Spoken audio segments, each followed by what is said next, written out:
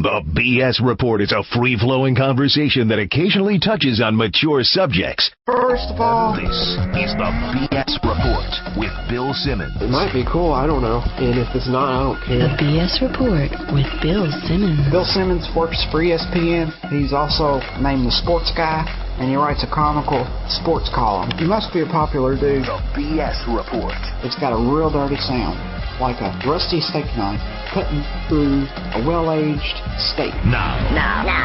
Here's Bill Simmons. Welcome to the BS Report. Sunny day here in Southern California. Taping this on a Wednesday. It's going to run on Thursday on the Subway Fresh Take Hotline. No, he's here. He's in studio. And he and I saw Drive Crazy together, and we decided it deserved a podcast. Adam Carolla, what's happening? We saw Drive Angry together and decided Drive Crazy is what you're doing with those Celtic shorts. Yeah, thank you. You like these? You wearing underpants? Yeah, I am. I'm wearing spandex underneath. It's so nice. It's 81 today. I know. I'd wear shorts. Beautiful outside. Drive Angry. Yeah. We took Lane Brown, who's going to be working for my new website, and 3D, $17 a piece. Normally we have a deal. I show up earlier than you. You always say, I'll be there at 2:05. You're there at 2:13. Right. I buy the tickets. Then you're like, I'll get the popcorn. And I always get screwed in that deal. Well, this time around, a $17 ticket. No. I was like, no, you give me the $20. I'll give you $3. Yeah, you know, it takes a big man to admit when he's wrong. And I'm just that man. But let's be fair. You buy the popcorn and then you buy the M&Ms. But it still doesn't equal a ticket. Okay, you're getting a deal every time. So $5 for the popcorn, $3 for the M&Ms. But I'm thinking matinee. I didn't know. Do matinees not exist anymore? $17 matinee. Is it literally a $17 ticket? $17 ticket. It was $51. And now here's the more interesting thing. We basically rented out the theater for $51. We were the only three people there. It would be an interesting thing that we could do. Like, it's a rich guy move, but instead of getting a whole bowling alley or something like that, or getting, Casey and the Sunshine Band to play your party, you just go, hey, man, I'm throwing a party at the ArcLight Theater, and I'm renting out a whole theater, and we're going to watch a Nic Cage movie. And maybe there's two dudes there, but they can join the party. Yeah, people will be like, who are those guys? I don't know. They must know Adam from his podcast network. I feel bad for the guy who has to deliver the spiel before the thing. It's so awkward. Please turn off your cell phones, and the exits are to my right, and if the projector is out of adjustment, you can talk to the projectionist. Like, that guy looked miserable. Well, he told us, I don't care if you keep your cell phones or not, because it's just the three of you, and you guys can talk, do whatever you want. It's just going to be you three. The guy who was happiest is the guy who's in charge of the distribution on the goggles, the 3D goggles. Yeah. Because he was sitting at a folding table at the end of the hallway right before we walked into the theater. Yeah. And he just had three sitting in front of him. Somebody phoned ahead and said party of three. He was probably bummed out when he had to bust out the three. Yeah. Well, you imagine his gig times 429. That's a hassle, right? He was at the tail end of the theater, sitting at this little table by himself. Mm-hmm. And we were probably the highlight of 3 hours for him. Just that three human beings were able to interact with him. Now, what's the worst job, being an usher or being the guy who hands out the 3D glasses? I feel like the 3D glasses, I feel like his gig is over as soon as we get our glasses and are going down the walkway. But let me say this, and someone's got to work this one out.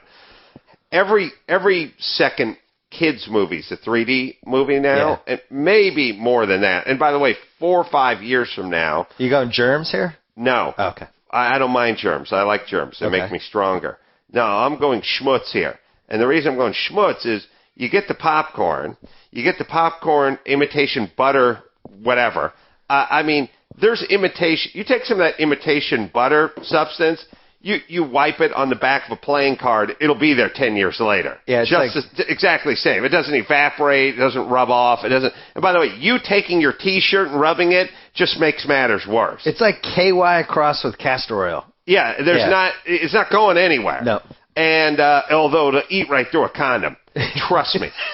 Take my word for that. Yeah. So the point is this. Eat it alive. It'll dissolve it like sulfuric acid. The point is this. I don't want to get into that. Right. I didn't want to get into that. Let's go the other way. But the point is this. I take my twins out to see one of these, Dora the Explorer in 5D. Well, they're eating the popcorn. They're not skilled from a motor standpoint. Yeah. The hands go down into the popcorn. They're covered with this stuff. At a certain point, they reach up and grab the glasses. It gets the schmutz all over it. Yeah. Then it just becomes like a Liz Taylor commercial from the 80s, where like white diamonds, and you're looking through gauze. Yeah. And you can barely see what's going on. Or like the old the Barbara Walters specials during the tail end. Barely. I think there's a human there. Yeah, there's so much Vaseline on the lens you can't see light through it. And then as a parent, there's nothing to do because you can't take your shirt sleeve. I mean, you literally, you have to bring a tub of Windex in. Somebody, with the advent of the 3D glasses and the all-you-can-do, when you go to the El Portal, the El Rey, or the El whatever, wherever Kimmel's Theater is over there, you go next door there, they got the pump. They got the butter pump. You always give an extra pump on there. You're saying the eyeglass cleaner, 3D cleaner pump. Here's what I'm saying. I'm saying somebody's got to mix in some Windex with that. It'd probably make it taste better. It couldn't be any worse for you. Somebody's got to get together. The Johnson company's got to get to Johnson & Johnson have to get together, and they have to infuse Windex into the butter flavoring. My other idea that would have made me a million is the Purell people start making cake frosting, so that when all those kids are blowing on, spitting all over the top of the thing, all of a sudden you got the hand sanitizer frosting.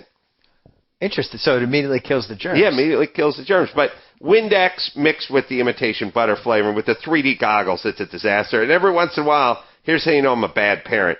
I grab their goggles, I look at it, it's all schmutz covered, and I look at it and I think, a better man would hand them my goggles. But not you. No way.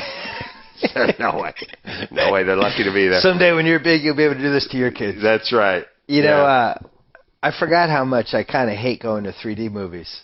Yeah. I can't look at my BlackBerry. I get like kind of a headache. They hurt my nose. Yeah. Can I just sit there and watch a movie? Do I have to wear glasses? Well, also, did anyone ever watch Goodfellas and walk out of the theater pissed off? Like, man, what the hell? Yeah. What's with this 2D crap? I know. I want to see Pesci throwing punches at me instead of at the guy who told him to get a shine box. Was anyone... You think about all your favorite movies, whether they're comedies or dramas or whatever they are, Star Wars, whatever. Did anyone walk out of the theater going, man, I got a beef with this? Like, I guess blows. If you went through history, I guess you'd say like Jaws may have been cool, potentially. It would have been cool. I don't know if it would have been better. That's the point. Was there a problem? Well, good. And it's also what it does is it softens you up.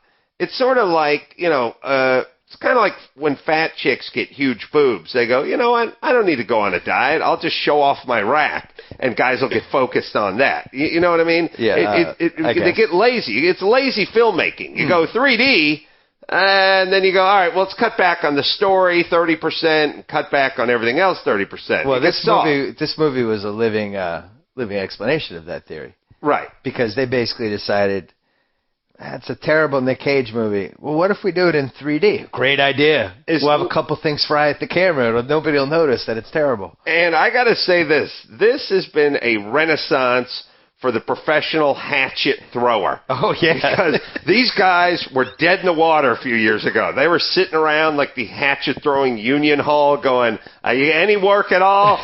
Nothing. I got nothing. I worked a little at the county fair last year, but that's nothing. And now every guy who can throw a hatchet, that's the first thing you need. You do a 3D. If Merchant Ivory did a 3D movie, at some point there'd be a hatchet flying in slow motion at my head. We'll see a Friday the 13th. We'll see another remake. And I think they already had a Friday the 13th 3D in like 1982. Right. But because nobody threw the hatchet better than him. No. Or the spear gun is another good one that looks good in 3D. They did that move that they do in all these movies, too, where they throw the hatchet, or even worse, they fire the bullet. And I understand. The slow-mo? Yeah, go through this. Go through this. Again. They'll do it even in real movies, like in a Harrison Ford movie, where like the guy fires the gun at the president. No! Yeah. You see the bullet and the concussion around the bullet, and it's moving. The camera moves 90 degrees to follow the bullet. Right. A bullet will cover 5 football fields in 1 second. And somehow Harrison Ford in slow motion can jump, and push the president out of the way before the bullet goes there. Now, here's the deal. If Harrison Ford was traveling the same speed as the bullet, he'd be going 2,000 miles an hour. He'd be Steve Austin. He would kill the president when he contacted the president. Good because point. it'd be like if you got up in the middle of the night to go to the bathroom and Ray Lewis was fired out of an air cannon. That's the kind of damage it would do to you. Well, you also understand? in Drive Angry, they shoot the bullet and they show the bullet going by the girl who's in the back seat. Right. And her head turns to watch the bullet as it's going. Oh, there's the bullet. Then of course the guy they shoot it at turns in the last motion. Yeah, because he saw it too. You don't look whether it's a hummingbird's wings or a bullet in the air. You couldn't run alongside of it in the same. It's not your slow motion. It's its slow motion. Right. Your man's top speed is 22, 23 miles an hour, as I've learned from the NFL Combine. Bullet's top speed 2,000 miles an hour. So you got to do the math. Do the math. So they filmed this in 3D, which I think was a good idea because it totally threw us off. We're going to go into Nic Cage's career after we recap the movie. Would James Cameron call this acceptable 3D? No, I mean, I think what they do is they film these action movies and they'll throw in 9 moments that make you feel like it's in 3D. But other than that, it doesn't need to be in 3D. Because James would say there's the purpose-built 3D and then the ones where it just gets kind of tacked on at the end. Which is most movies now. And it enables them to charge us $17 for a $2.50. Oh, that's where the 17 goes. Yeah. The 3D is the 17. It's like an extra $5. Wow. So we're going to go into Nick's career after we recap the movie. But this movie was especially bad. And it was. I mean, we're at the point with these action movies now that they're ironically bad even as they're making it. But I also feel like they're kind of trying to, so they're covered both ways. If it's terrible, people will be like, they meant it. But if it's good, they'll be like, oh, look how clever. This is a clever, good movie. So either way, they can't lose, basically. I'll tell you the scene I cannot take again in a movie. As a guy who has a semi-large collection of automobiles, I'll tell you, you think moving the head in slow motion and the bullet going by and all this and the axe flying and all that, you think, all that kind of stuff isn't, blowing up, slow motion, all that stuff. I'll tell you the most unrealistic part of any of these movies, whether it's The Rock's movie or this last movie about driving something, and then this other driving movie, anything. The most unrealistic part about every one of these movies is when the farmer opens the barn doors and he goes, I want to show you something. And he pulls an old parachute or tarp off it, and there's a brand new SS Chevelle that's totally hopped up. And by the way, there's no dust or rat crap on it. It's just perfect. And then you just jump right in and boom. Let me tell you something. I have a bunch of cars. You let them sit for 10 days in a garage, like,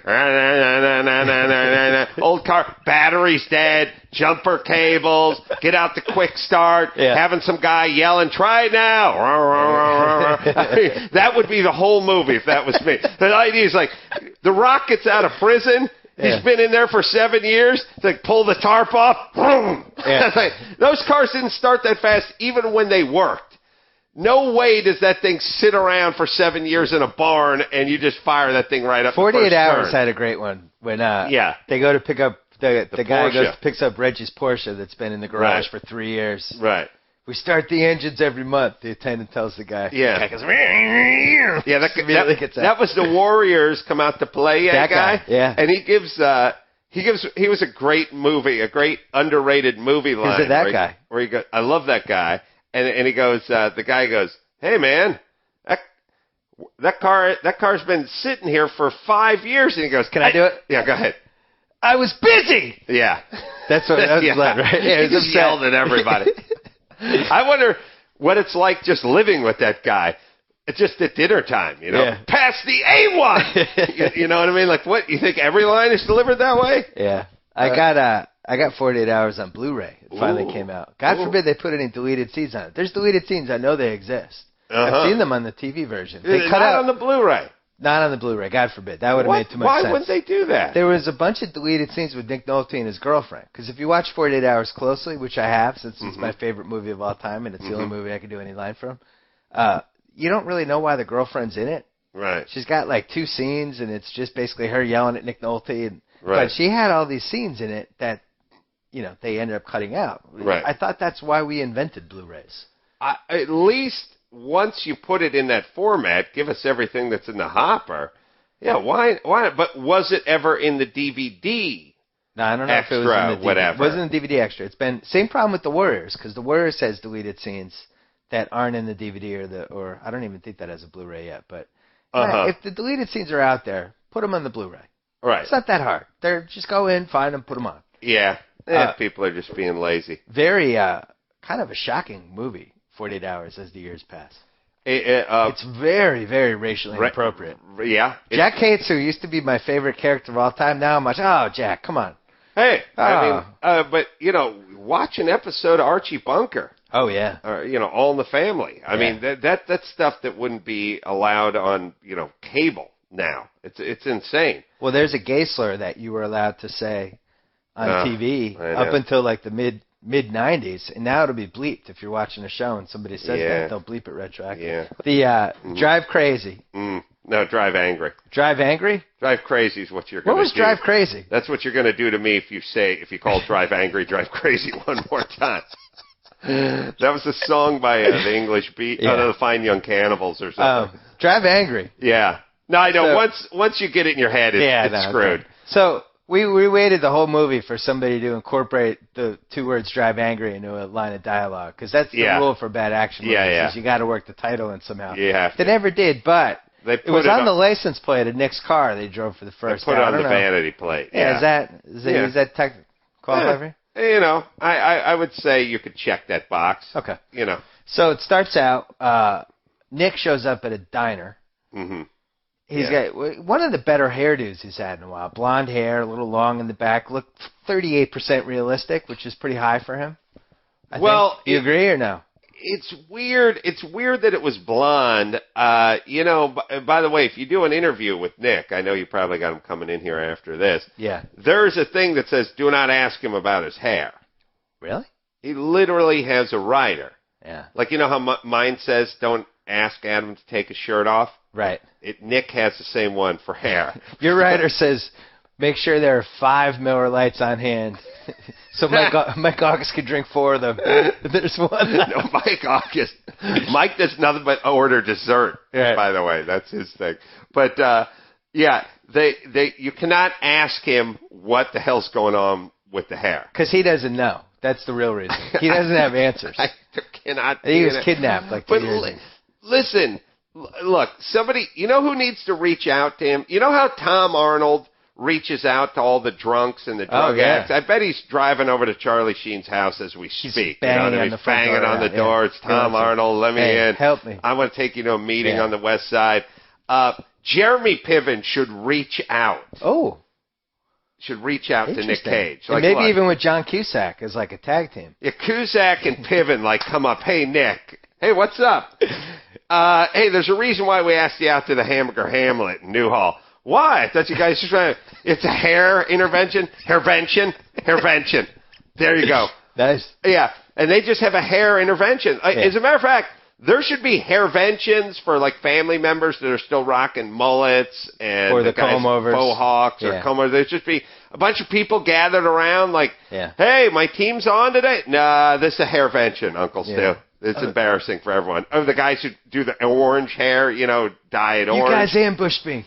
There should be one for all these Hosni Mubarak and all these crazy Banana Republic dictators and stuff who've got the crazy Grecian hairvention. A&E. Good. Write it down. Dr. Drew. Another series for the Dr. Empire Drew. Builds. Hairvention. So he's in a diner with the Eastbound and Down waitress. Right. And Amber Heard, who is super cute. And and of course the Eastbound and Down waitress is immediately attracted to Nick, and why not? Because he's got terrible hair, he's creepy, and he immediately gets physical and intimidating with her. And what woman doesn't love that? Yeah, waitresses love disheveled loners on foot. with no tipping money. And that's what I found. In a knapsack. Yeah, it's just a gunny sack, and he's clearly almost just looks. He's one step up from a hobo. And also those guys who, when they also ask a lot of questions about people you work with. Yeah, you seen this? I'm looking for somebody. I'm looking for somebody. Yeah, it's a good one. I've never really been. I feel bad too because I'm 46 years old and I've never been looking for someone. No. I do a lot of stuff where like, hey, do they serve pizza by the slice? Yeah. I'm looking for pizza. What kind of pie do you have? Hey, does this mall have one of those soft swirl yogurt places where you can do your own toppings? What's your soup? That's right. Where's your soup? Yeah. Yeah. Is there a place that sells beer after midnight? Like, I have a lot of that, but I'm never looking for one person. Right. So, for some reason... Well, maybe I should modify my thing. Like, hey, I'm looking for a guy who serves soft swirl yogurt. You know what I mean? I could I could piggyback it on there, but sound cool. Nick grabbed her and just started making out with her. By the way, we're going to ruin the movie, and I'm just going to assume that anyone who listens to this podcast... They ruined the movie. Can't ruin the movie. The guy who wrote it ruined the movie. Yeah. I'll tell you who ruined the movie. The parents of the guy who wrote it when they got him his first laptop. That's who ruined the movie. You can't damage goods.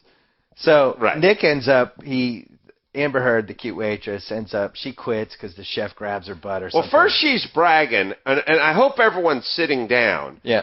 But the owner / short order cook is a heavy-set Irish guy. Harry with a gin blossom wearing a white T-shirt who becomes a little sexually aggressive with the help. Yeah, I hope you're sitting, because usually it's a long, slender black woman who plays that role.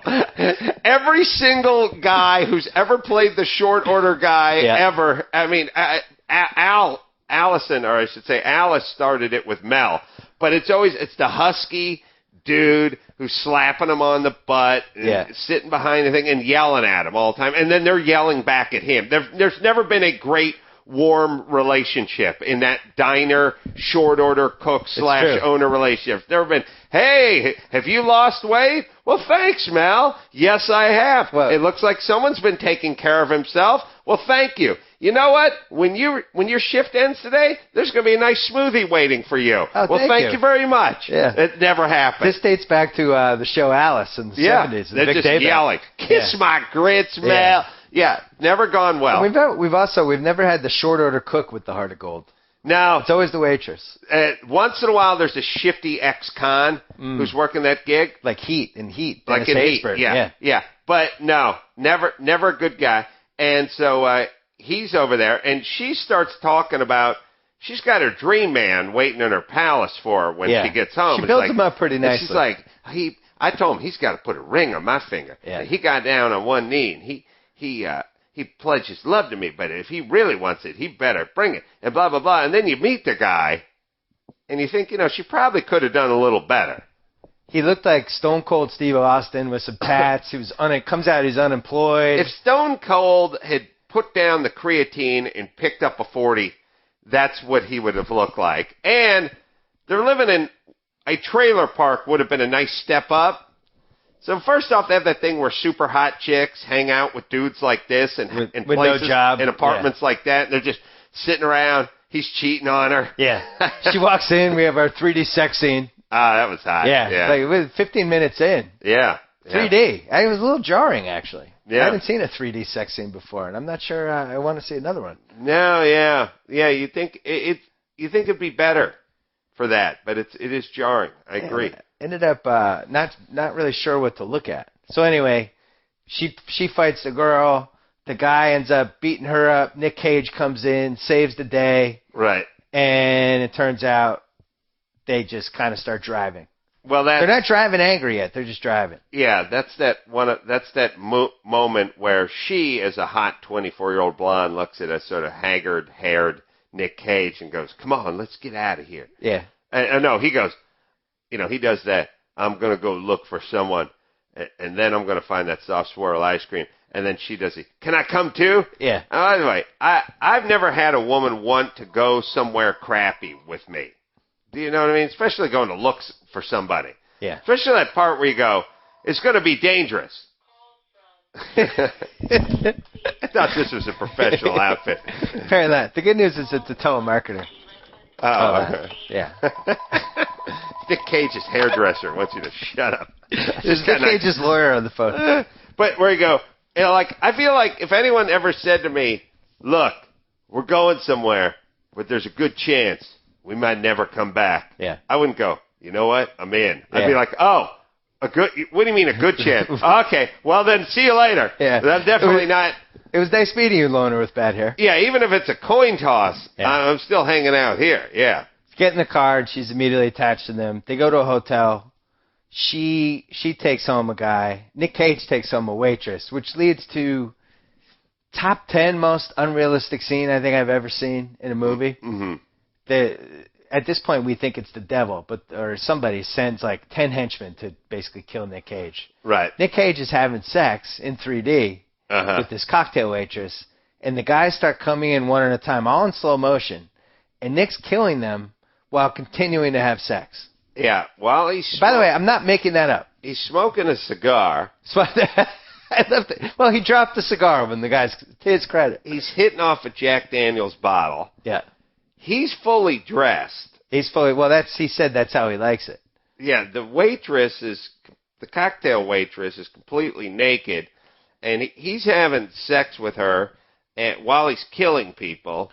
And then he's actually carrying her, flipping her around, shooting people behind him, turning her the other way, shooting, but all while continuing the encounter. At a certain point, he gets hit with an electric cattle prod, which sends her through the roof. Yeah, it seemed like she might have enjoyed that. You're doing the sort of, if you do the conduit math on that one. And then I ended up feeling bad for the actress, because that scene probably took a couple days to film.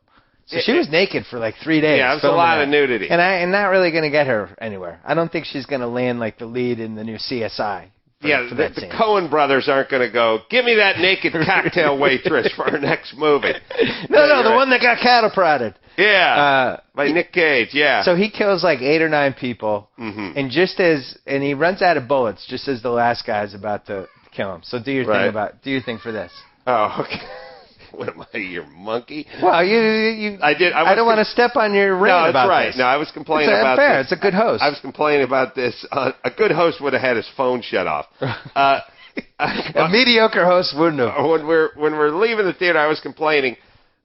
There's always that scene when the guy is dispatched and killed the first 9 people, but then he runs out of bullets, and the 10th guy's coming at him with the pickaxe, and they just do that move where he looks up and he goes, "All right, now, by the way, he's been mowing down people for the last half hour, so he should have grabbed the guy's boot and pulled it and flipped him on his back." There's some desperation. And whatever. Yeah, you want to see some desperation. Something. They just do the thing where you just cover up and wait to die. Yep. And then that's how you know the chick is going to pop up and go upside the guy's head with the gardening hoe who's swinging the pickaxe at Nic Cage. And this almost needs a name, because you see it in movies a ton. Especially, like, I think a good example is the end of Beverly Hills Cop 2.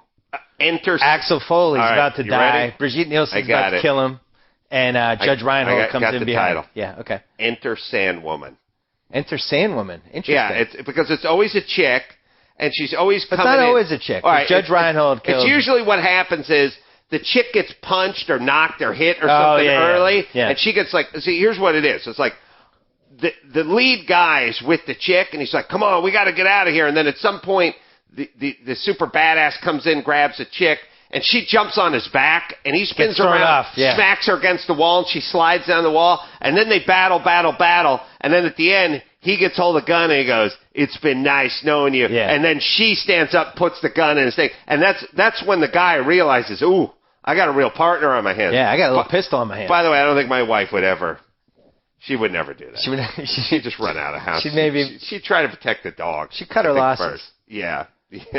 So this led to our single favorite part of the movie is there's now 9 dead people in the room. Mm-hmm. There's the naked cocktail waitress who's just seen all this violence while having sex with Nic Cage. This wasn't just violence. This was sickle and sledgehammer violence. And it's a relatively small hotel room, so the bodies are almost piled on top of each other. Nic Cage gets up, he zips his pants, and she's crying hysterically, and he goes, "Calm down!" Calm down.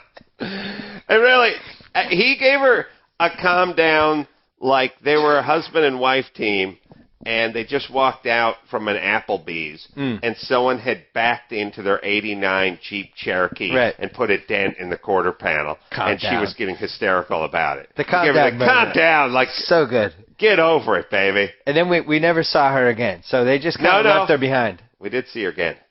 We did? Cop showed up. Oh, yeah. Cop showed up. And still naked, by the way. You really got to be in love with being naked. No towel or nothing. She just had a curtain pulled up along her side. But that was like an hour later. This cop showed up. And this was one of those movies, and it happens even in good movies. It happens oftentimes in good movies, even in movies like Pulp Fiction. Yeah. There's movies that you make where cops don't exist. You're right. Like Cobra is a good example of that. What is? Cobra. Yeah, right. Crime's a disease, and he was a cure. Roadhouse, another good example. Yeah, there's no cop. Well, the cops were bought and paid for in Roadhouse. Oh, good point. But a movie, even a good movie like Pulp Fiction, like when Travolta and Sam Jackson are standing in those guys' apartments, they fired off 8 or 10 shots, and then Sam Jackson went on a 20-minute soliloquy. They're on the 4th floor of an apartment building. It's right in the middle of Los Angeles. Like, somebody, first off, those bullets would have went through the wall into other apartment buildings. And then thirdly, everyone around them has a phone. Yeah. Somebody would have called 911 and said, hey, man, there's a little firing squad going up. Like, they would have walked out of the apartment building and there would have been LAPD surrounding the place, right? But it is one of those, you just do the thing where you go, cops do not exist in this reality. Listen, that wasn't even the 5th biggest liberty we had to take for this movie. No, but this was one of those movies that was bad because whereas Pulp Fiction never introduced the cops, meaning like when she's in the diner and they're robbing the diner, she's yelling in her English accent up on the table and holding the gun. She's on there for 45 minutes. The cops never show up. The cops, in any of those Tarantino movies, the cops, even like Reservoir Dogs and stuff, no, the cops really never show up. They do whatever they want, but that's his reality. This is one of those movies where the cops did show up, and then they just leave for the rest of the time, and then they'd show up again, and then they'd leave again. Yeah, they're conditional cops. Yeah. So they go back on the road, and as it turns out, somebody who we don't know is either the devil or working for the devil is trying to chase Nic Cage down. Right. Nic Cage is trying to get his granddaughter back, who was... Wait a minute. Was that his Oh, I guess it was his granddaughter. It was a little baby. The mother of the baby was Nic Cage's daughter, who was killed by this crazy cult, satanic cult. Satanic cult, not a bad premise for an action movie. He did this thing where he went, she's the only proof I ever existed. And I thought, no, your 122 horrible movies are all the proof. That's your legacy, Nick. Yeah. Yeah. I would even say the 9 dead guys in the hotel room. There you pretty go. Decent proof, too. They know you exist. Or the traumatized cocktail waitress. Yeah, there's a whole graveyard filled with people. Yeah. Yeah. So, the cocktail waitress you turned into a lesbian. She's proof of your existence. She'll be telling that story for a while. And Nick has the Oscar scene at one point. Yeah. He gets a long monologue. This is after he's been shot in the eye. Yeah. And the eye, at some point, it healed itself. Regenerates. The waitress, Amber Heard, not fazed by the rejuvenated eye. Stem cell being what it is. I thought that went through your eye. No. Bullet's still in there. He did that thing where he did that thing with, that's the Oscar scene in all movies, where you don't look the person in the eye. No, you put your back to them and you put your back to them, you stand over a trash can, warming your hands. Yeah. And then you go, back up, my daughter. I wasn't the world's... You start off with a little mea culpa, you know? Oh, yeah. I gotta say, I wasn't the world's greatest dad. But I loved her. Some say too much.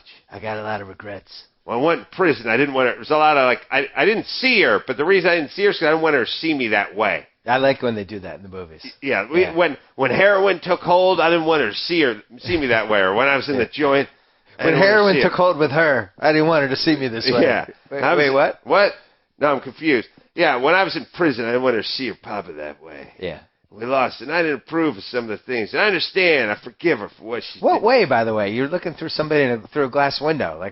By the way, I'm going to be out soon. Here I am. You're standing by a trash can with your back turned to these other people. So, for all we know, you're just talking to yourself, crazy guy. Yeah. Like, it's not like you went, hey, who's that? Somebody 8 feet behind me? Good. Stop and listen for about 20 minutes. They don't do that. They're just talking.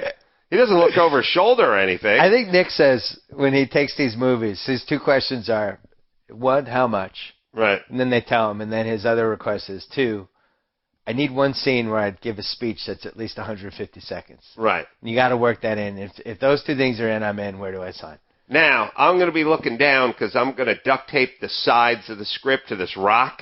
So I'm going to be going, when I met your mother, she was a real beauty. I mean, there's no way Nick is sitting in his trailer memorizing 9 pages of dialogue. That's a good point. So you're saying that the reason they did it that way was just because they had giant cue cards. I'm saying he's looking at the ground. So they built a ditch and there's a cue card guy holding up, Nick staring down right. No, he's just staring. They just spread. Actors do that. Like when they have to deliver stuff into caskets, they'll just put the thing on the chest of the dead guy. Yeah. I always felt that in The Replacements, the football movie, I always thought Gene Hackman, I thought you could actually see him looking at the cue cards. There's a point where the stuff becomes a mouthful and the actors realize the script's too bad, they just go, hell. They just start spreading stuff around. Yeah. Yeah, they cheat that way. Well, we got to rush through. We won't spoil the end in case this comes out. The Satanic Cult, Nick takes on 40 people at the end. A couple good car chases, good car wrecks. You got to see a Chevelle. You were excited for that. It was an SS. Yeah, big block. I'll say this. If I was advertising this movie, I'd be like, look, if you like 3D, if you like hot chicks, if you like wall-to-wall action, if you like car chases, but most importantly, if you like horrible movies, then this is your movie. And we enjoyed it. I enjoyed it. I liked that we rented the theater out. I enjoyed the jokes we made during it. I got my full $17. I'm telling you, I feel like I cheated on you by seeing the Rock's movie when I was in Fresno. Did. It was like a fling. I'm going to show up here with a six-pack and the Blu-ray of that movie. It's just like, hey, man. Well, you said that there's like 27 minutes or something where Rock doesn't even have a line of dialogue. Rock, there's more commercial. There's more dialogue in most 30-second commercials than the Rock gave out in that. He was driving alone and angry the whole time. That should have been called Drive Angry. By the way, he was driving an SS Chevelle as well, so it's been big comeback for the Chevelle. Big comeback for the Chevy folks, all right, bow tie people. We're going to go through Nick's last few movies and try to figure out where the wheels came off. Okay. Be the name of his next movie. Where the Wheels Came Off with Why Nic not? Cage? Yeah. We have Season of the Witch, which got a 5% on Rotten Tomatoes. Robust. Yeah. Season of Drive Angry, 46%. Kick-Ass. Wait a minute. Drive Angry got 46%? Well, because anybody who's going to see it is somebody like you or me that knows it's bad when they're going to it. You can't go by the people. You got to go by the critics. There's the people's vote and the critics' vote. I'm looking at the rating. That's just the regular critics. And then they have top critics. Hold on. The tomato meter is 46%. Yeah, that was critics. And then the audience was 55% liked it. Wow. Yeah. And then what's the top critic? Because there's no way anyone can call themselves a top critic. That would be Felix Vasquez Jr. from Cinema Crazed. If you hit the top critic button on there, it'll drop down lower than 40-something%. Top critic, James Berardinelli from Real Views. Richard Roper, so awful it's great, but no, it's just awful. Yeah, but you'll see the number for the top critic. Oh, I see what you mean. The percentage number will drop. It'll drop it down. All right. Well, I'm confused by this whole thing. All right. Well, the point is. Let me take a look. Go back up to the top. This is a riveting radio. Top critics, and see what the score is for the top critics. It'll give you. If you hit that one right there. Oh, hit this one. Yeah. See, now it's 30%. 30%. Yeah. There you go. So 30% is not good.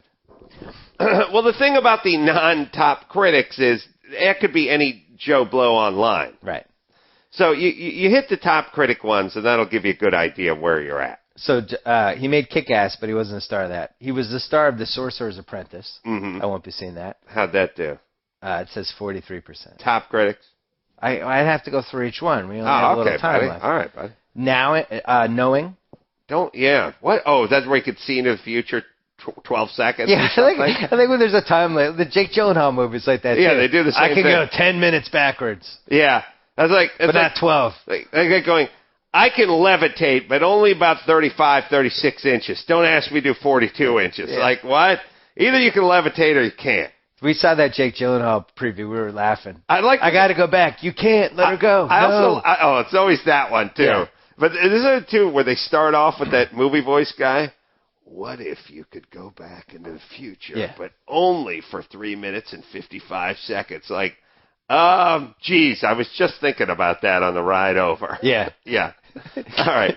I wish I'd go backwards at my stoplight. So far, we don't have any. We don't have a good non-rotten tomatoes, He right? made G-Force. That doesn't count. Knowing Bad Lieutenant, 87%. All right. So there you there's go. one. There's one. So he is now 1, 2, 3, 4, 5. He's 1 for 6. Mm-hmm. 1 for 6. Bangkok Dangerous, 1 for 7. Right. Ghost Rider, 1 for 8. That included the 100-yard. You already did They're that. making. spiel. I don't. They're making Ghost Rider 2, right? I cannot do that enough. So Okay. don't give me the hand wave. And number 2, they're making it again. Okay. Maybe second time will be the charm. Be nice. Next. I don't even remember what next was. That was he can go back in the future 9 minutes. I swear. Was it? I swear to God, I saw that. Not in the theater. He could see a few minutes into the future. You're right. But just a couple. But now, what would happen if they made a movie where he could see a few minutes in the future, but the other guy could go backwards 10 minutes? Wow, man. That sounds like a cop series. Yeah. He played him. He played a magician. And by the way, his name and next, like in Gone in 60 Seconds, he was Memphis Reigns. Yeah, I love that one. In Next, he's like. It says he's showroom magician Chris Johnson. Oh, but he had a nickname, and I don't remember what it was. All right. Still, nothing's going to top my Colonel Duke Lacrosse. No, I love Colonel Duke Lacrosse. Mm-hmm. So then, National Treasure 2, he gets credit for that, right? Yeah, that's him. Wicker Man. What do you get on Wicker Man? 15%. National Credit 2? What? National Treasure 2, 33%, but it made $218 million. Okay, all right. I'm still going to give him and then World Trade Center. He actually tried to be a real actor in 06 and 05. He did Lord of War, The Weatherman, National Treasure 1. Yeah. So really, we have to go from He just goes 07 on. He just goes the last 10 movies. Okay. So your theory is that you said Dr. Drew, people he saved on Celebrity Rehab versus the last 10 Nic Cage movies. It's basically Dr. Drew's batting average versus Nic Cage's batting average at his last 10 trips to the plate. So Nic Cage is batting 100.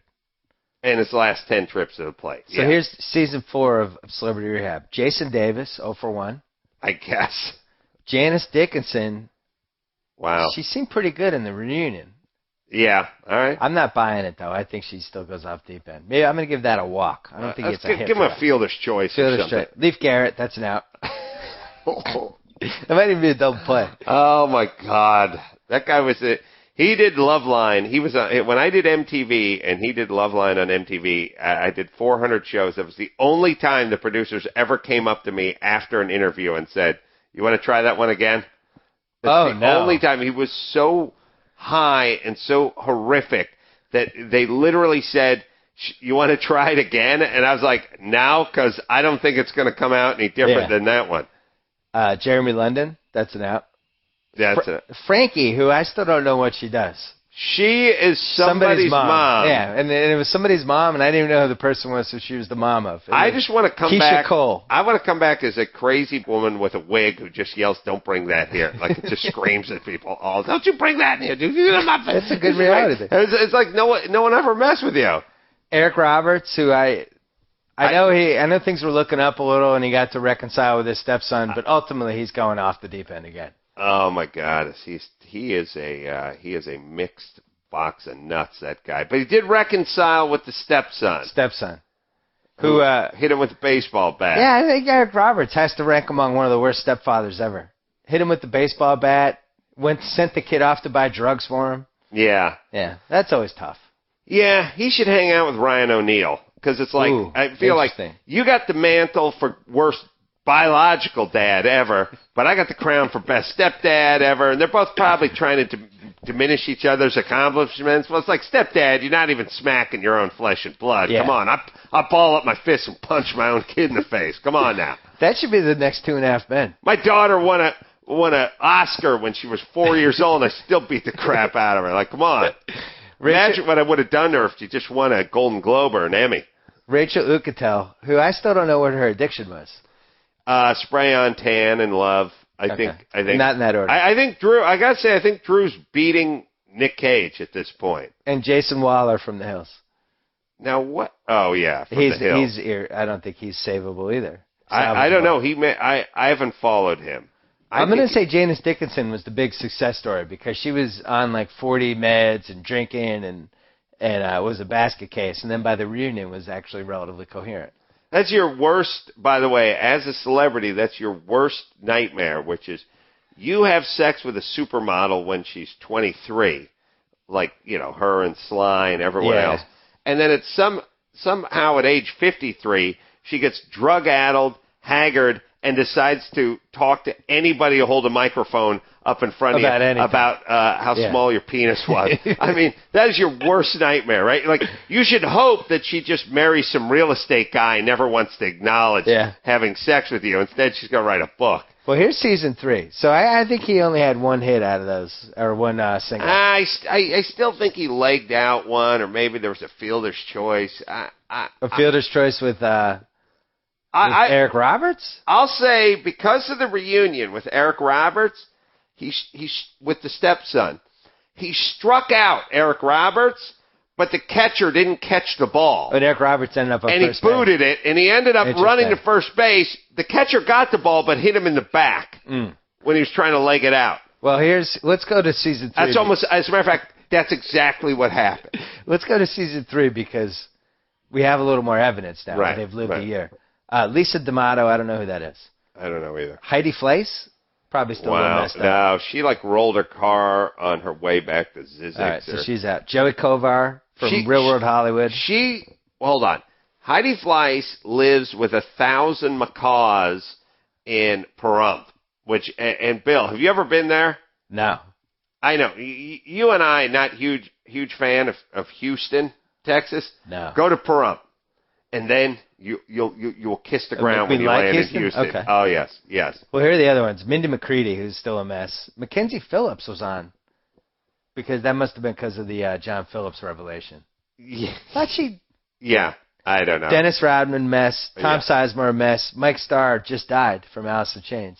I say the jury's still out on him. And Carrie Ann Panesh, the beauty queen. But yeah, I would say they're about dead even. Yeah. Carrie Ann Panesh seems like the worst person in the world. And I was just thinking about this.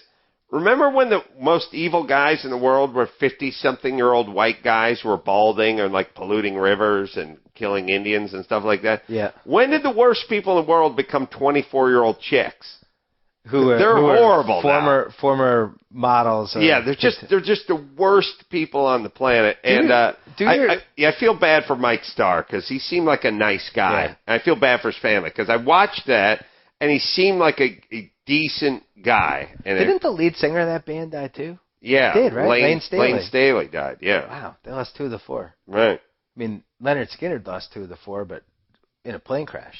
Yeah, and it came back strong as Rosington Collins. I'm looking at Season of the Witch, the tomato meter of critic reviews. It went 0 for 20, so 0%. Wow. I'll say something about a 0. I still say a 0 is still better than a 9%. Because at least you bottomed out. I've had some -4-star reviews. Yeah. It's still better than half a star or star. I can tell you right now, if you wrote a book and they gave it 1.5 stars, it hurts much more than -4 stars. Because then you know that people really didn't like it. They just hated you. That's all it was. All right, your top critic for The Hammer, you 77% top all critics. Right. Yeah. I'll Audience, 82%. All right, you gotta give 3,085 people. Do your thing about the devil in movies. The devil in movies is always a good-looking, and you miss it sometimes because he is the devil and he's doing all kinds of horrible things. But he could score if he went into a Hooters. He's a good-looking white guy who's always in good shape. By the way, Yep. He's never a chubby devil. Nice hair. There's never a devil that looks like Andy Richter. Never a bald devil either. Not a bald one, not an old one, right. But not a young one. The devil age range is 39.5 to 46. White. White, thin, and wears a very nicely tailored suit. Tailored, very important. And never runs. No. Even though he's chasing someone the entire movie, never breaks into a jog. Also has a slight smile on their face. Like Yes. they're amused by everything. Yeah. Because they're the devil and they know how it's going to end. Right. Actually, God is usually like Morgan Freeman or Whoopi Goldberg or something. You can take a lot more liberties with God. Yeah, but the devil is always a white dude. But they never make him like an Indian guy. Right. Or just a Chinese guy or something. He's always a white dude. He's always a good-looking dude, and he's always he has an amazing tailor. Right. And that's who it's never a woman. And by the way, they do that stuff all the time, like where you go, chicks do a thing where you go, listen, if I meet God, I hope he understands he or she. They always pull that crap, or she. But when you talk about the devil, you go, if I ever met the devil, I'd punch him in the gut. No one ever goes, or she. So shut up. It's got to be one or the other, right? It's a two-way street, the whole God and devil street. The only two, so De Niro and Angel Heart had the weird beard and the ponytail. Yeah. And then right. Pacino in Devil's Advocate. Oh, that's right, yeah. Only time they went older devil, but I think that was just because they needed Pacino to open the movie. They probably initially wanted somebody like Kevin Costner. Yeah, it's just it's a white dude, and I think there's a clear message that these are symbolically these are the guys behind the Exxon Valdez disaster. These are the guys behind the BP disaster. It's an allegory. Behind every good unnecessary war, behind every raping of indigenous people or land, behind every polluting of every river, there's a white guy in a nicely pressed suit. Right. This guy was like, his previous job was Goldman Sachs. Right. He orchestrated the financial disaster, and then he... That's who it is. Yeah. I just like to see one devil that just looked like Aisha Tyler. Frumpy, or a frumpy devil. Or a frumpy devil. Fat frumpy devil. Louis De Palma kind of guy. Ill-fitting suit. Yeah, that's like devil has to shop at the Sears Husky department for the kids. Yeah. So, last question. Nic Cage. This guy won an Oscar. This isn't like Schwarzenegger or The Rock or Sly. He won an Oscar. Did Sly Stallone win an Oscar? No. No. Oh, no, did he win Best Actor? I know. I think he got Best Original Screenplay for Rocky, and maybe he won Best Film. Movie. Yeah. All right. Can I say this? They took OJ's Heisman back. I like where you're going. This is good. Keep going. Well, they got Reggie Bush's Heisman back. Yes, please. Well, you screw up enough, and they'll take that crap back. I'm just saying. Somebody's got to pay a visit to the Cage household and be like, hey, Nick, I'm not here to take the Oscar, but the next time I show up, I will be taking the Oscar with me. Maybe they have a rule that if you have to go at least 2 for your last 10 or it comes back. And you know what else? Right. Robert De Niro, I think we might take your Best Supporting Actor. Right. We're not going to take the Raging Bull. Right. But we might take The Godfather 2 Best Supporting just as a sign that we're serious. Yeah, and they'll be like, hey, Nick, don't believe me? Ask Whoopi Goldberg. Ask to see her Oscar after Eddie. Ask, and Burglar. And ask this in Jumpin' Jack Flash. Ask to see her Oscar. Okay? Not laughing anymore, are you? That's a great idea. She's not going to say I don't have one anymore. But ask to see it next time you go over to Whoopi's house. Yes, we will be collecting them. And by the way, we'll just peel the nameplate off, stick the new one on, and hand it out to, Jeff Bridges next year. On a podcast last week, we talked about the Oscars and whether it makes more sense to wait 5 years like we do with the Hall of Fame before we decide what the best film and the best actor was. For instance, Brokeback Mountain versus Crash. Crash won. I don't think anybody would say Crash should, whether you felt like it was Brokeback Mountain or somebody else. I just don't think Crash has aged in a way that now we look back and it's like, really? Yeah, I don't think it was that good in the first place. Same with Forrest Gump versus Shawshank and Pulp Fiction. And I don't think Forrest Gump, Right. So should we wait 5 years? I like it. I mean, you would definitely, Scorsese would have a handful, because he would have got one for, he would have won for Goodfellas over Dances with Wolves. For sure. Definitely. Raging Bull, I don't think he won. He didn't win for Raging Bull. He didn't win for. I think he would have won one for Casino too. Well, he didn't win Best Director for Raging Bull, but I think that. Oh, maybe it won the picture. Yeah, maybe. Interesting. I can't remember. If you watch, you're probably right. If you even when you watch Casino, when that pops on cable, it's like, oh, this is awesome. Right. Yeah. It doesn't look like. And who knows? No, you know, that was the Ordinary People one. There you go. Yeah. That's what I'm saying. And that Ordinary People is now a really underrated movie, but should not have won Raging Best Bull. Oscar. So he'd have, for sure, Raging Bull. Yeah. For sure, Goodfellas. And probably Casino.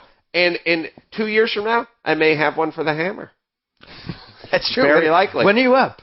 Well, 2 more years. It'd be No wonder you like my idea. Yeah. Oh, of course. Why wouldn't I like your idea? I think it's a capital idea. Well, Spielberg with Jaws, I think, is another good example. Yeah. Spielberg never won a Best Director till Saving Private Ryan. We would have rectified that at some point. All those movies, and also the awards for the actors as well. I mean, it'd be super boring, but I mean, what's his name from Little Miss Sunshine would have never won Best Supporting Actor. Oh, Alan Arkin. He died halfway into it. He didn't do anything in that movie. Yeah. I mean, you want to talk about robbery? Take William H. Macy from Fargo. He did not win in Fargo. He was awesome in Fargo, and not only was he awesome in Fargo, the movie was 2.5 hours, and he was in every third scene. Well, how about Fredo in Godfather 2? Right. John Cazale, not nominated. Frankie Five Fingers got nominated over him. So, inexplicable. Again, so there you go. Give the 5 years. John Cazale never nominated. Unfair. Not for anything he ever did. Not nominated. I rarely use this term. Travesty. Anything you want to plug? Well, you can go to adamcarolla.com and check out my podcast if you like.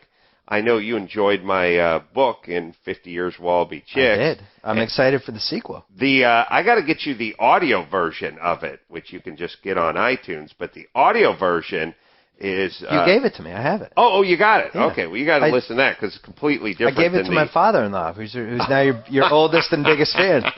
He works on his 65 Chevelle while he listens to your audio, in case anybody ever comes into his barn and he wants to give him a car. God love him. Yeah, you go to adamcarolla.com and you can find out any of the shows we're doing. You're also going to write a couple rants for my website. Yeah. We're simpatico. The people love you, they love me, and whoever loves each other loves us as well. And the one thing we both love to do is drive angry. Yeah. Adam Carolla, thanks for coming. Thanks, Billy. So I get to sign off. Whoa! Thank you for downloading the BS Report with Bill Simmons. Too much fun. Check out more podcasts at the iTunes Music Store or at Pod Center at ESPNradio.com. Peace out.